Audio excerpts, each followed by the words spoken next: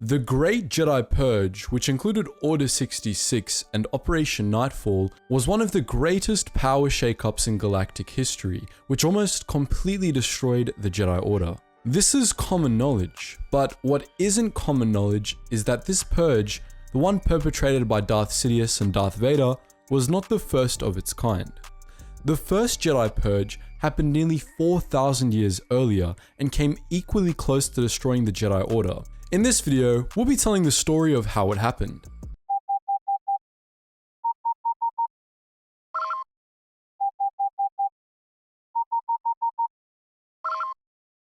Attention, Sergeant on deck!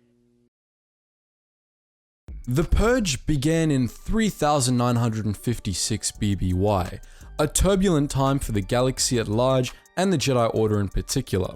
In the span of 50 years, the Republic had been nearly destroyed 3 times in massive galactic scale wars. First came the Great Sith War, when Exar Kun and Ulic Qel-Droma led the Brotherhood of the Sith, a motley alliance of Qel-Droma's Krath armies, Exar Kun's Massassi hordes, Mandalore the Indomitable's Mandalorian Crusaders, and most importantly, an army of Dark Jedi.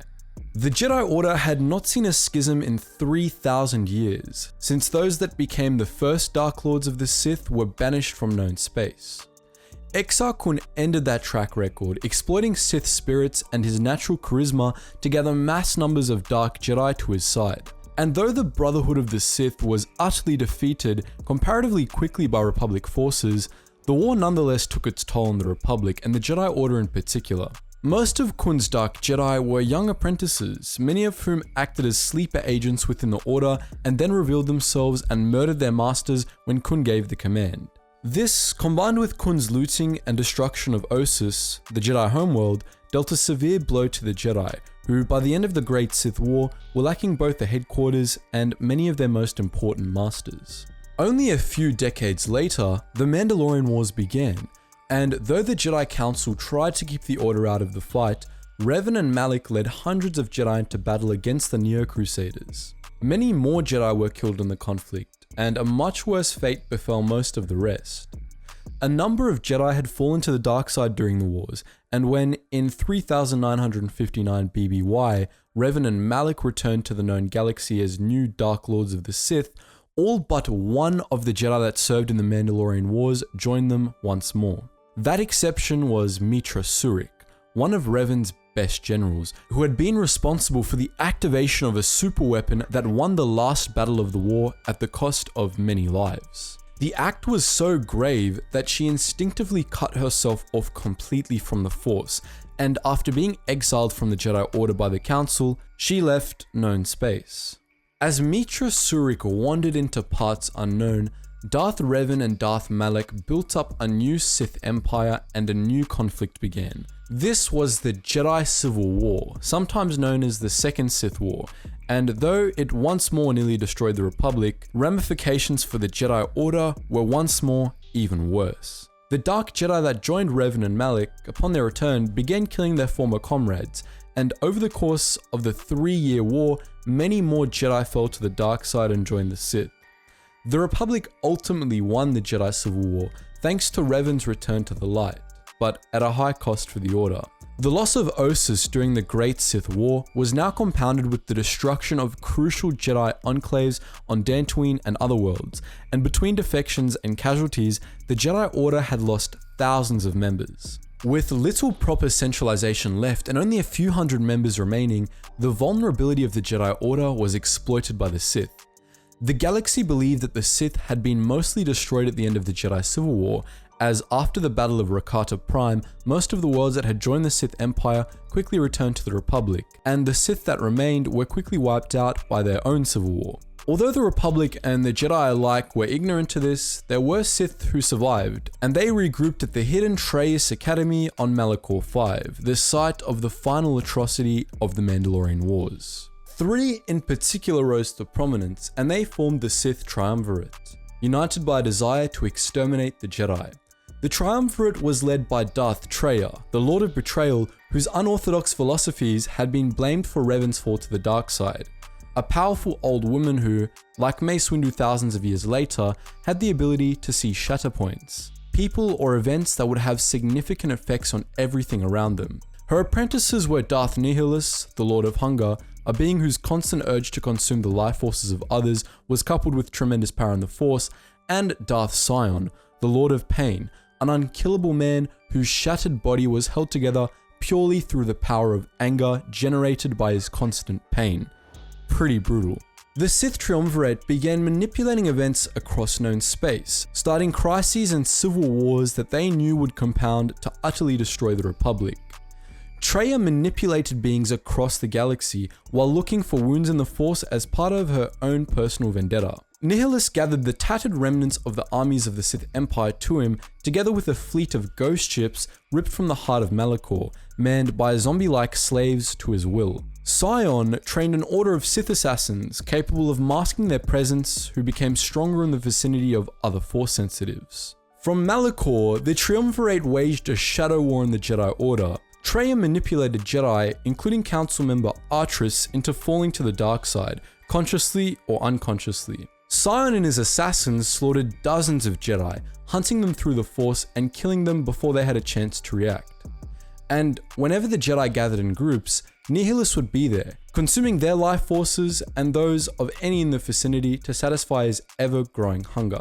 The numbers of the Order fell to less than 100, and it kept on dropping. By 3952 BBY, there were very few Jedi left, and almost all of them gathered at a secret conclave at Qatar to discuss what was happening to the Order. The conclave was called by Atris, but she secretly leaked the information, hoping to draw the unknown Sith threat out into the open to destroy them. Instead, the crumbling ghost ship Ravager arrived in orbit above Qatar during the conclave, and Darth Nihilus sated his appetite once more.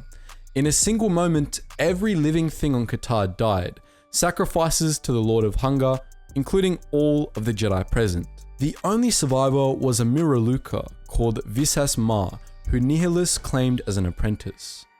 With the death of Qatar, the Jedi Order disbanded, and those that survived went into hiding, unable to help the Republic any longer. The Sith hunted those that remained, but their ruling triumvirate began to fracture. Sion and Nihilus made an alliance against Darth Traya and betrayed her, stripping her of the Force, brutalizing her, and then leaving her for dead. Though none of them knew it at the time, this was a mistake that ultimately saved the Jedi Order. Taking the name Kreia and casting herself as a disillusioned Jedi Master, Traya sought out what the galaxy at large thought was the last Jedi, Meetra Surik, the Jedi exile that had been responsible for the atrocity at Malachor 5.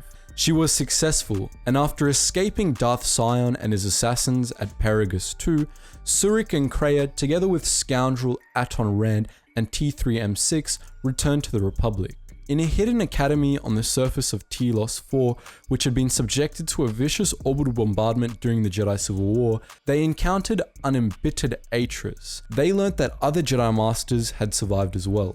Together, with an ever-expanding group of companions, Meetra Surik travelled the galaxy looking for the last remaining members of the Jedi Council. On Nar Shaddaa, after fighting hordes of bounty hunters and a criminal organization known as the Exchange, she found Master Zez Kai El hiding among refugees. On Dantooine, near the ruins of the Jedi Enclave, she found Vrook Lamar, the last surviving member of the Enclave's governing council. On Onderon, she found famed Jedi Battlemaster Kavar, who was serving as a secret consultant to Queen Talia in a civil war orchestrated by the Sith. Surik was too late to save the last of the known survivors of the Council, Lone of Ash, on Korriban, but was nonetheless successful in getting the other three to agree to gather in the ruins of the Dantooine Enclave.